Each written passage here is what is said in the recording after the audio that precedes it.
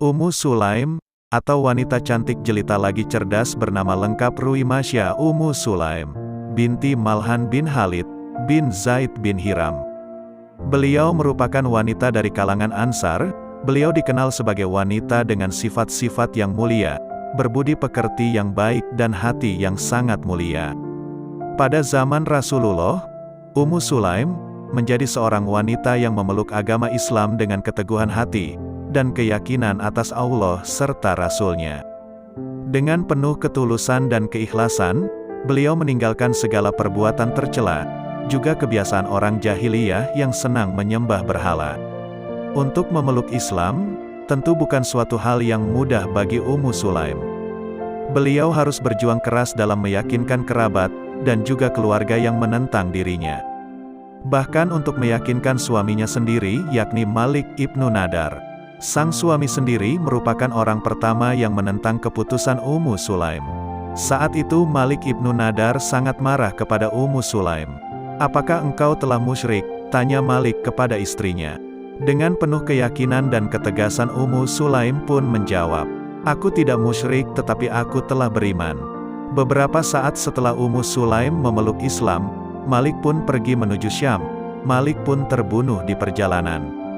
Selepas meninggalnya sang suami, Ummu Sulaim pun dengan penuh kesabaran membimbing serta merawat buah hatinya dengan Malik, yakni Anas bin Malik. Wanita mulia ini membimbing Anas untuk mengucap 2 kalimat syahadat dan memeluk Islam.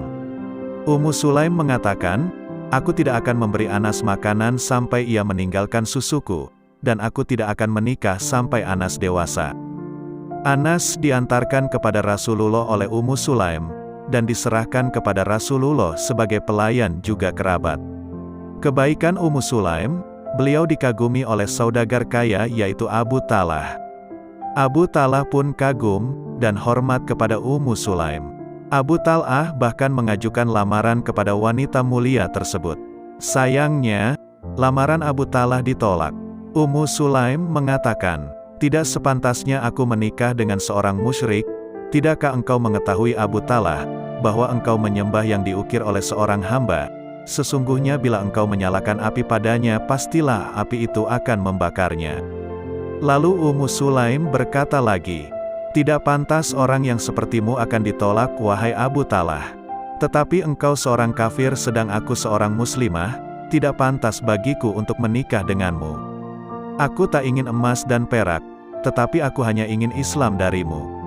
Mendengar ungkapan Ummu Sulaim, hancurlah hati Abu Talhah. Ummu Sulaim bukanlah wanita yang memandang harta, dan tahta maupun rupa. Beliau benar-benar seorang muslimah yang jelita rupanya, santun perangainya dan mulia akhlaknya. Abu Talhah pun mendatangi Rasulullah setelah menemui Ummu Sulaim. Dengan wajah penuh semangat dan kesungguhan, Abu Talhah memutuskan memeluk agama Islam. Lalu Rasulullah berkata kepada para sahabatnya, "Telah datang kepada kalian Abu Talhah yang nampak dari kedua bola matanya semangat keislaman." Setelah menjadi seorang muslim, Abu Talhah pun akhirnya bisa menikah dengan Ummu Sulaim. Beliau tidak meminta mahar apapun dari Abu Talhah selain keislamannya. Dari Anas bin Malik, diriwayatkan oleh Sabit bahwa Rasulullah bersabda, "Aku belum pernah mendengar seorang wanita manapun yang lebih mulia maharnya dari Ummu Sulaim karena maharnya adalah Islam." Hadis riwayat Nasai. Pernikahan yang paling besar keberkahannya ialah yang paling mudah maharnya. Hadis riwayat Abu Dawud. Itulah sedikit kisah mengenai kemuliaan Ummu Sulaim. Semoga kisah ini menjadi hikmah dan iktibar bagi kita semua, untuk senantiasa menjadi wanita yang lebih baik dan berakhlak mulia. Semoga bermanfaat.